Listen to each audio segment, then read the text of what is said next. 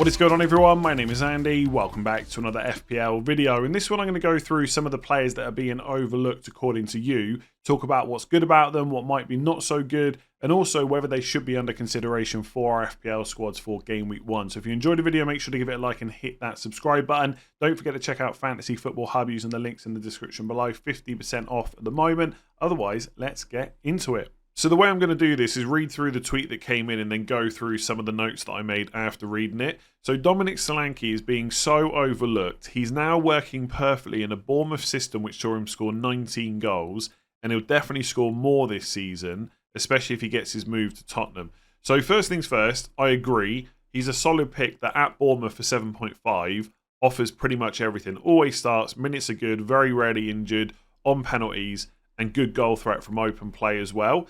I would say that the opening fixtures for Bournemouth are just okay and not great. Like Forest away, Newcastle at home, Everton away first 3 games. So 2 away fixtures against defences that weren't bad at limiting chances last year. And then it's Chelsea at home and Liverpool away. I'm sure he'll get chances. He's that kind of player. But in an ideal world, you would ask for better fixtures than what Bournemouth have to start the season. I do think he stands up pretty well versus midfielders at the same price. So if you're comparing Solanke to Gordon or Bowen, then I think Solanke comes out quite nicely, especially when you add the penalties on top. It's always going to come down to combinations like 5.5 million midfielder plus Solanke, or 5.5 million forward like Armstrong or João Pedro plus Bowen or Gordon, or maybe even someone slightly cheaper at 7 million. But ultimately, in isolation, I think he does look pretty good and probably has been slightly overlooked in the way that people are setting up their squads. If he moves to Spurs, which at the time of recording hasn't happened, will he go straight into the team?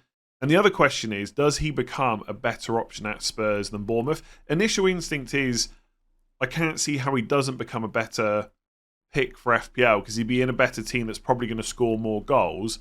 But I don't know whether his personal expected goals per 90 would massively go up.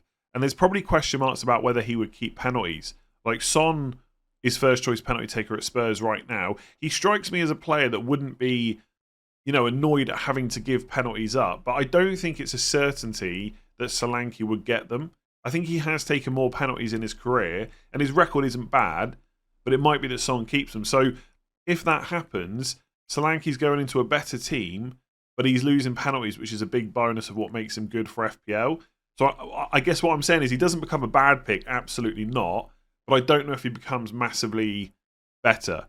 He is probably someone that I would want in my team because I feel like there's a good chance he does really well. But I think it is open to discussion. And will he go straight into the team? I think long term he'd definitely be first choice number 9 and play when he's fit.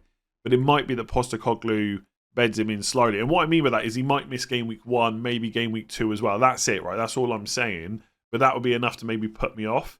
And any signings made at this point don't have long until the season starts, and they won't have played many pre-season minutes with their new team. So I think as good as he would look at Spurs, if he misses Leicester away and Everton at home first 2 games, I don't know whether you'd necessarily want him in your team.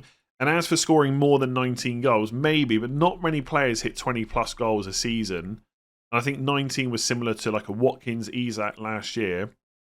I don't know if he would do better than that. But at the same time, if he hit 19 for 7.5 million, that would still be good value. So we need to wait and see what happens. I think the fact that he could go to Spurs, I actually think creates a problem for FPL. You want that sorted sooner rather than later. And ultimately, he is being overlooked. And that's probably going to have to be the case until we know for sure what's happening with his future. So Patson Daka is starting games for Leicester during pre-season. And Jamie Vardy is still recovering from injury and may not be up for the Premier League due to age. Daka is only 5 million and 1.7% owned. So potentially, Daka, yes, very good value. Last year it was 7 goals, 5 assists in 20 matches. And in that 20 matches, 15 of them came from starts. Straight away, though, that would worry me. Right? I understand that Jamie Vardy hasn't started the last few friendlies, and maybe there is a bit of an injury concern there. But even last year in an easier league, right, Championship versus Premier League, Daka still only got 15 starts in 20 matches. So it doesn't really bode well for what his minutes will be this year.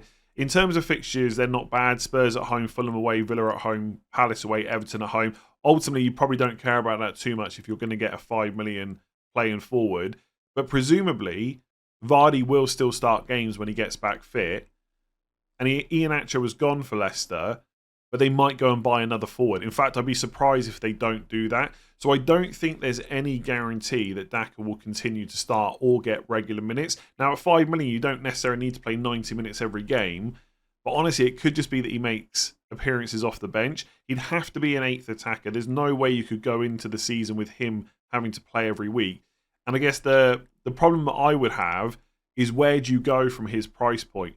Like, for 0.5 million more, you get someone like Armstrong absolutely nailed on penalties as well. João Pedro, if he can, prove himself fitness-wise in the final pre-season friendly for Brighton, and he's going to start regularly, he's only 0.5 million more and takes penalties as well. I just think Daka almost... This is probably a little bit harsh, but Daka feels like you're scraping the barrel a little bit. I'd almost rather just go 4.5 million forward that's never going to play, save that 0.5, put them third on my bench, and use that money somewhere else in the squad. If it looks like, after the transfer window is closed, the Daka is going to continue to start, then maybe we go for him. But I think it's wishful thinking more than anything else. So Andreas Pereira from Fulham. Everyone is focusing on Muniz, but overlooking the consistency from Andreas last season. And you're right, last year he got 3 goals, 9 assists. And the season before it was 4 goals, 10 assists. Pretty decent returns for a 5.5 million midfielder. And because in the past he's always started, you've got those appearance points to add on as well, the odd clean sheet here and there. He is a solid pick for 5.5 million if he keeps getting good minutes, which right now you would say he probably will. But as with any team right now, the transfer window is still open. New players could come in, that could change things up. Players could leave as well. Who knows? Maybe Andreas Pereira leaves Fulham. I don't know if that's very likely, but these are all things to, keep an eye on. In terms of the underlying numbers, it was 0.15 expected goals per 90 last year, 0.2 expected assists. Plus, then you add penalties on top. Again, for a 5.5 million midfielder, that's not bad. One thing that I've seen some people mention, and let's be clear, we haven't seen a huge amount of pre-season where Fulham have had all their players fit. Obviously, Smith Rowe's just signed. Andreas Pereira wasn't there right at the start, but he could play deeper with Smith Rowe in the team. And I saw this image from Twitter from an account called Cottage Tactico, and when they were building up with the ball, Andreas was dropping deep in the last pre-season friendly where Smith Rowe was playing as well. Now, Fulham will have another friendly before the season starts, so we can have another look at that. But basically, they had Jimenez as the 9, Iwobi and Smith Rowe behind almost as 10s, Wilson providing width on the right, Robinson providing width on the left, and then Reed and Andreas were the 2 deeper players to obviously get that ball to the front men. Now, that's not necessarily something we saw a huge amount last year, and Andreas, I'm sure at times, will still get forward, but if that is something they're going to try out, that might make him a slightly worse FPL pick. If he stays at Fulham, he's still going to be fairly consistent.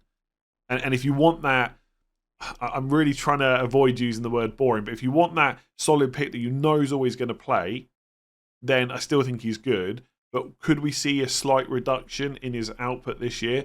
Possibly, right? And also, for any player in your squad, especially 5.5 million midfielders, you don't necessarily own them all season anyway. So getting someone in that you might think has got a slightly more attacking threat early on and then change them on wildcard or with transfers down the line might also be an option.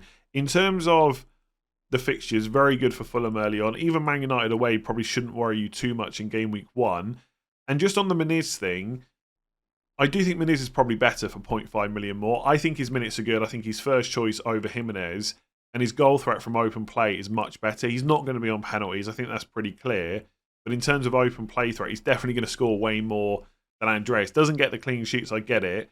But for 0.5 million more, if I was choosing one, it would be Muniz. But honestly, there's no reason why you couldn't go for both of them. If I just bring up the FPL page here. Like United away, Leicester at home, Ipswich away, West Ham at home, Newcastle at home. From an attacking perspective, that's pretty good. So Andreas is being a little bit overlooked. I think he's a solid pick, but there's a ton of 5.5 million options, so I get why people are maybe looking elsewhere. So Jarell Quansah is 100% overlooked. He's a cheap way into the Liverpool defence. He started every pre-season game, and I'm confident he'll start game week 1 and keep his place if he continues to impress. So it goes without saying, if he does play enough, he's brilliant value. I think the obvious issue is that long-term, Konate is probably going to play as well. Even if it's a case where Quansah plays the majority and Konate only plays here or there, that could still get pretty frustrating for FPL. If you play Quansah in an easy fixture and Konate starts, like, it is just annoying. But to counter that point, at 4.5 million with the fixtures that Liverpool have, it might just be worth the risk. Because if you nail that pick and he does keep starting and Konate can't get back in, then all of a sudden you've got a brilliant value player and you've also had some pretty good fixtures along the way. And lots of people, probably myself included, will be put off going for him because of the risk, and you could be on to an absolute winner. What I would say, though, it might force you into an earlier than wanted transfer for such a cheap pick, because if you do go for him and Konate comes back into the team, then basically you've lost a player, right? And it might not be the end of the world. Maybe it's your 4th or 5th choice defender in your FPL squad, but it might mean you've got to make that transfer on a 4.5 million defender, which you don't generally want to do outside of wildcards and stuff like that, or just if you've got nothing else to do and a bunch of transfers saved. And obviously, if Liverpool start well and or there's injuries, you might block yourself from 3 better options. So, right now at the time of recording, we haven't seen that final pre-season game for Liverpool with Jota, Darwin, Diaz all back and available to see how they're going to set up. But if all of a sudden Darwin was nailed and Salah starts really well and, I don't know, maybe Haaland's out or you just don't want him anymore and Trent's absolutely smashing it, like, it could be a bit of a pain to have to move things around by going for Quansah. But on the flip side, if he does start regularly, who cares? You've got that value Liverpool pick, and just putting 2 alongside him is probably going to be enough. So I think it's an interesting one. Obviously, Konate was away with France, so has got back a little bit later. If Quansah has played that many minutes, it does seem pretty likely he'll start game week 1. And I think last year it got to the point where he was, first choice to partner Van Dijk under Klopp. He's not someone I've thought about, but when I saw this tweet come in, it did get me thinking, like, what are the chances I'm going to want 3 Liverpool players soon? It could happen with the fixtures they've got, but if I don't start with 3, it seems unlikely that I'm going to be in a mad rush to get to 3, so maybe he is just worth the risk. Like the last draft video that I put out, I had 3 4.5 million defenders, so no 4 million bench options. One of them maybe could be Quansah. So there is definitely risk there, but I think because of the price, that's maybe lessened a little bit. But the fact that he would block a Liverpool spot would maybe get in the way for me. So I feel as if Brereton Díaz is being overlooked as a cheap midfielder. 6 goals, 1 assist in 14 starts last season for an abysmal Sheffield United team. Not my words, Sheffield United fans. I'm just reading what came in on Twitter. With an expected goal involvement of 0.54 per 90. Makes me think he could be set for a 15 goal and assist season, if fit, being a pivotal, cheap, out of position attacker. So lots of reasons to maybe look at Brereton Díaz. I think he is a nice alternative to Armstrong, albeit probably without penalties. I think from what I've read from Southampton fans, Armstrong will keep those. But obviously at 5.5 as a midfielder, you get extra point for a goal, extra point for a clean sheet if Southampton keep any. So the difference between the two might not be that bad. In terms of the numbers from last year, his expected goal involvement, that was on pretty limited minutes. He played about 1,000 minutes, but his career average is 0.34 expected goals per 90, 0.11 expected assists. So pretty decent, right? If he could get anywhere near that and play regularly for this Southampton team, he would be a solid value pick at 5.5. Obviously, he's not as good as a Saka, Son, Palmer, Salah, etc., but he's nowhere near that money either. In terms of the fixtures, Newcastle away, Forest at home, Brentford away, Man United at home, Ipswich at home. Could be better, but 3 home games in the first 4. One of them against Ipswich. It's Bournemouth away in 6. It's not a terrible run. And for a lot of people, if you're putting a cheap midfielder in like that, it's usually paired with another cheap forward, so there's a bit of rotation as well. So you're not necessarily relying on him every week. My assumption is that his minutes will be good, but obviously we'll have to wait and see. If you're a Southampton fan watching on YouTube, leave a comment below to let me know what you think. They do have other options that can play as well, but I don't know. It just feels like a signing that's going to go straight into the team and will continue to be in that team unless there's a run of terrible performances. And he can play central or wide. I think I saw the manager, Russell Martin, mentioning during pre-season that basically Brereton Díaz and Armstrong can both play central or wide. I think we're going to see both in the team, but there might be a bit of rotation in terms of position, not necessarily in terms of minutes. Essentially, I would say there's lots of 5.5 million midfield options, as I mentioned with Andreas Pereira. There's not really a standout. I would say all of them are somewhat of a punt. So if you want Brereton Díaz, why not? Because if he's going to play regularly and put out those kind of numbers, he will get attacking returns. And when I say no standouts, they're all somewhat of a punt. Even the players that are pretty much nailed on to start, like McNeil at Everton or Andreas Pereira at Fulham, etc., they don't necessarily have as strong attacking potential. They're more a good option because they're always going to play. So you've either got those more boring, solid picks, or you've got maybe a bit more of a punt that when they do play, there's going to be more attacking potential there. And I think Brereton Díaz is one of those. I'm strongly considering him, but I need to find out more whether he's going to be absolutely nailed. Because if there's any issues there, I probably wouldn't go for it. But my assumption is he's going to be getting regular game time.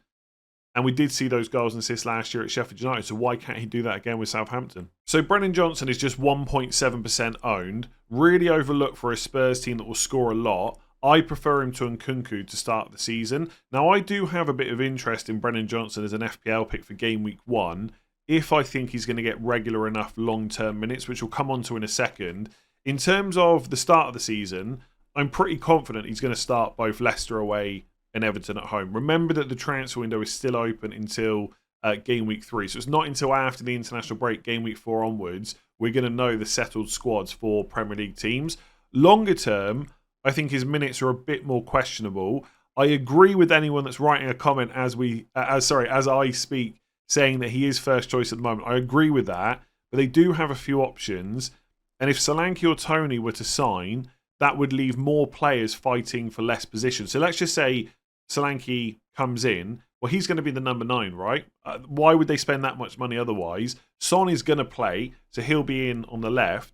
Then you've got a bunch of other players like Kulusevski, Brereton Johnson, Vern is there as well, that are all going to want game time. Now, of course, you need strength in depth, right? So it might be that they play in other competitions, they come off the bench, etc. But they could also start on the right. So again, I agree with anyone that thinks that Brereton Johnson is first choice for that right wing spot right now.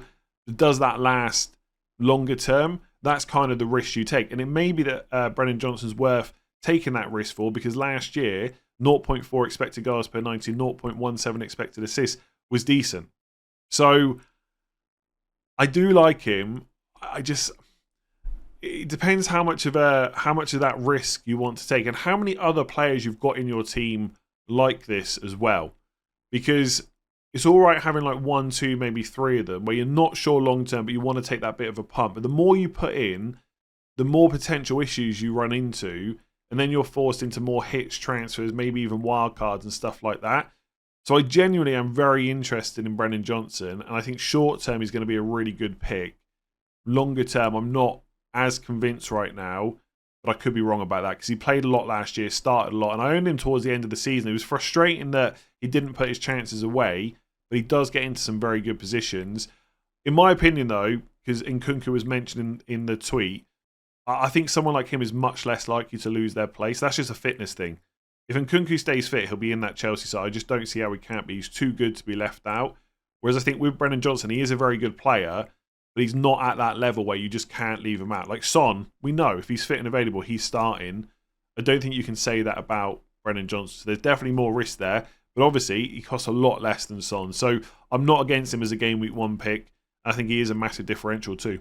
So Anthony Robinson is just 5.9% owned. He's very attacking, and Fulham have decent fixtures to start the season. Now, I'm definitely not overlooking him. He was in my recent draft video, but I get that his ownership is quite low overall.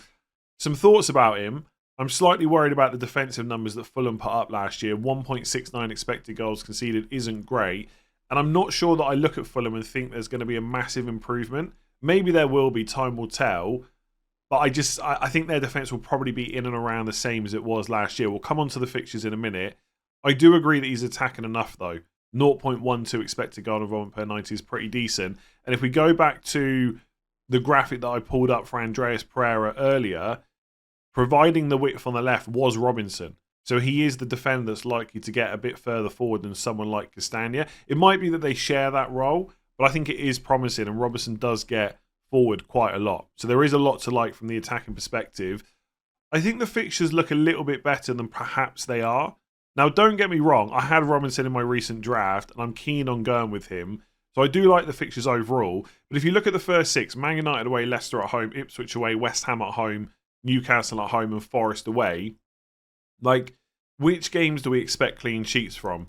Man United away, probably not. I think Fulham can give United a decent game, and they'll probably score. But with a defender, right, we're thinking about the clean sheets. Man United are likely to score at home to Fulham. Leicester at home, definitely a possibility. I think the fact that Ipswich is in game week 3 looks great on paper. 2 newly promoted sides in a row. But it is an away game, right? That's always trickier. I'm not sure there's a clean sheet there. West Ham at home, maybe, but obviously they've made some very good signings, especially in attack. Newcastle at home will be tough. And then it's Forest away. So it's another away game. So I look at that and think, I don't know, if I was betting money, how much would I put on clean sheets from the first 6 games? 1, maybe 2 at a stretch. I'm not sure there's more than that. So then you need those attack and returns on top. It might be that I'm wrong and they get more clean sheets. It might be that they get clean sheets and he gets a bunch of attack and returns. I think he's a good value option for 4.5. I just think when you look at that fixture run, it looks a bit better on paper than it maybe is. But it hasn't stopped me putting him in my recent draft. Could be nice in a rotation, so you wouldn't have to play him in all of those games, of course. I would be careful with Mykolenko. So he was another 4.5 that's been in a lot of my drafts, but he has been carrying an injury and he hasn't played a huge amount during pre-season. So we need to see what happens in the final Everton pre-season games, and also what Sean Dyche says about Mykolenko's fitness and stuff like that, because it might be that he's a bit of an issue, but you could just pair Robinson with someone else instead. In terms of Sessegnon being there and Fulham getting him back, I personally don't think that's a worry at all. I think Sessegnon has not had, a great couple of years. He hasn't played a huge amount of football. And I think, from what I recall, he was a free signing. I think if Fulham have had to pay a bit of money for him, they probably wouldn't have gone there. So I think it's great that he's gone back to Fulham. He's in the squad. And he's done well there before. But I'm personally not expecting him to break his way into a regular starting position. I think Robinson is clearly first choice left back, and I just don't see that changing. So I think Bryan Mbeumo is being overlooked. He started last season very well before injury and has Southampton at home and Palace at home in the first 5 fixtures. If you can bench him in the rest, he's very good, then becomes a longer term pick. So thoughts on Mbeumo? Feels a little bit expensive to bench for me. Like, I get that some people are rotating 4.5 million defenders. Some people might even go for like a João Pedro, Armstrong, Muniz up front, and then a 5th midfielder as well, around 5.5 million, and rotate those picks. But benching a 7 million midfielder doesn't sound great to me. Like, if it's at the point where you're not confident enough to play him that often early on, you probably should just spend that money elsewhere. Like, if I just quickly bring up the fixtures that Brentford have, let me just find them here. So yeah, Palace at home game week 1, Liverpool away in 2, Southampton at home in 3, City away in 4, and Spurs away in 5. The fixtures after that get very good as well, so I get the longer term pick angle. For what it's worth, if you think Mbeumo is going to get enough chances, like, Spurs away wouldn't worry me that much. Liverpool away could be tough, depends on how well Slot gets them playing. City away is the one that I'd really worry about. But if you think that Mbeumo is that good, I don't know if those fixtures would completely put me off. But I do understand it. I also think it's probably been overlooked a little bit how good those Palace and Southampton at home fixtures are. So although the first 5 don't look great, 2 of the best from that 5 are in the first 3 game weeks. So in the short term, it could be decent, and you can maybe look to either keep him if he's doing well or move on afterwards if you wanted to. He did start well last year, but 2 of the goals he got early on were penalties. And I know that because I owned him, which obviously he won't take if Tony is not sold. And there's still speculation about whether or not he will move. But right now he's at Brentford, which means Mbeumo won't take penalties. Doesn't make him a terrible option, but it doesn't make him as good as if he was first choice penalty taker. So we need to wait and see what happens with Tony. I think for the opening set of fixtures, I'd probably prefer Eze at the same price as long as he's at Palace. Here's my final point on Mbeumo. In hindsight, we may realise that Mbeumo was worth 0.5 million over a lot of the other midfielders. So most of us are considering 6.5s, right? And Nkunku, Brennan Johnson's come up in this video, Gibbs White, Garnacho, right? The list goes on. There's tons of them. And we're all trying to eke out that little bit of value by going for them and not paying the extra.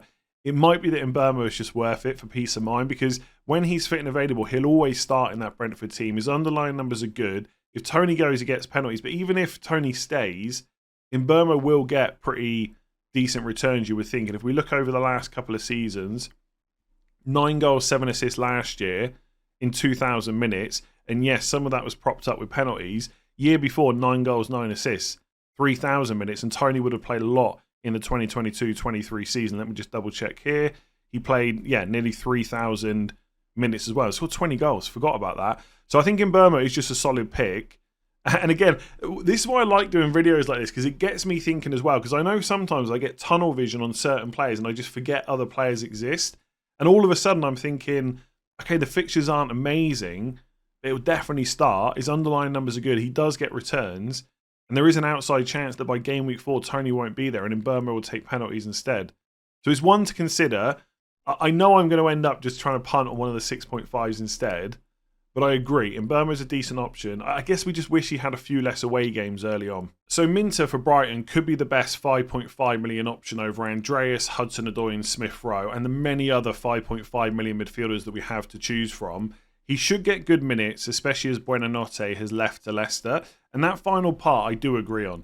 I think it's very likely that Minteh will start the season in the first 11 for Brighton. And obviously if he performs, he could well keep that spot no matter who comes in.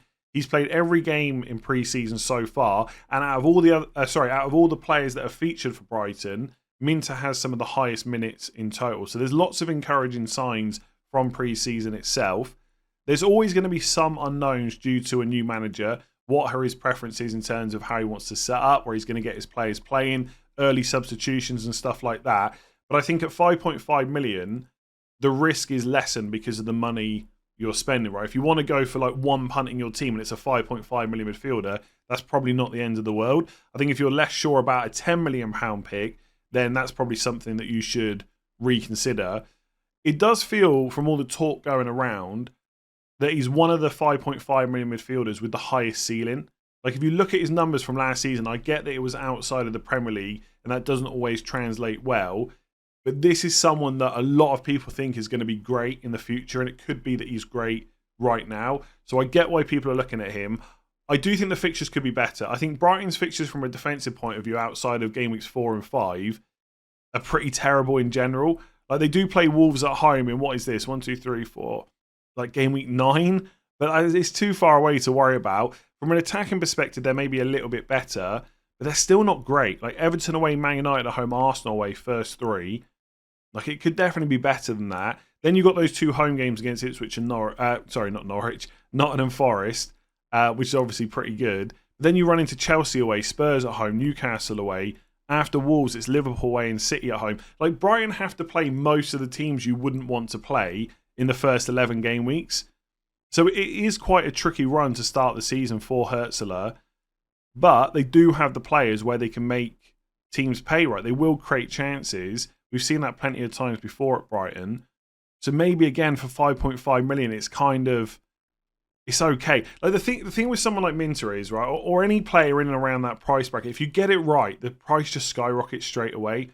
Like if he does really well, I get that you can say this about any player, right? I do understand that. But cheaper ones more so because they're more easily accessible, right? If I've got Saka in my team and Salah absolutely pops off in game week 1, it's difficult to get to because I don't have money in the bank. Whereas most of us are going to have a midfielder we can drop down to a 5.5. So Everton away, if he does really well, no one's going to care about the fact he plays Man United. They're also going to be looking at the fact he's got Ipswich at home soon. So I'm very torn on this because my game is to go for the kind of safer picks that I know are going to do well. Not even that I know are going to do well, but I know are going to start, right, all the time, and that their underlying numbers are good. And I think with Minteh, I'm kind of torn because I do think his minutes will be good initially. Will they still be good after the international break in game week 4 when you got the first really good fixture against Ipswich? And will those numbers translate to the Premier League? I just wish he had slightly better fixtures. If he did, I'd be very tempted. I think he could absolutely be better than the players mentioned in the tweet originally. You know, Hudson-Odoi, Zolangas, whoever it might be. I just don't know if I want to take the risk. It's very tempting though. I mean, if I look at the points predictions on Hub. Let me just go to 5.5. I may have checked this in other videos. I can't remember. We'll go to the first 6 game weeks. So they have got Brereton Díaz as the top scorer. Then Semenyo. I mean, don't forget about Semenyo. If Solanke leaves, he could play central depending on who else is available. Harvey Elliott, barely getting a mention at all. Hudson-Odoi, McNeil, Clivert, then Minteh. 24.2 points in the first 6 game weeks compared to Brereton Díaz, 29.3. It's quite a difference. The second place Semenyo, 25.8. So between second place and where Minteh is, hardly any difference at all. And if you're convinced that Brereton Díaz is not worth it, Minteh could definitely be worth that punt. It's very tempting. It's the clips during pre-season. It's all the talk around how good he's going to be. The fact that Newcastle shouldn't have let him go. I know they had to because of PSR and stuff like that. He could be brilliant. Is it just a wait and see till the fixtures get better? It's a tough one. Let me know what you think in the comments below. If there's any other players you believe are being overlooked, leave a comment too, and I'll try and get back to some of them. Maybe include them in another video as well. If you've enjoyed it, give it a like, hit that subscribe button. If you want to check out the points predictions over on Fantasy Football Hub, plus all the other tools they've got, 50% off at the moment, links in the description below. Otherwise, I will catch you tomorrow for another video.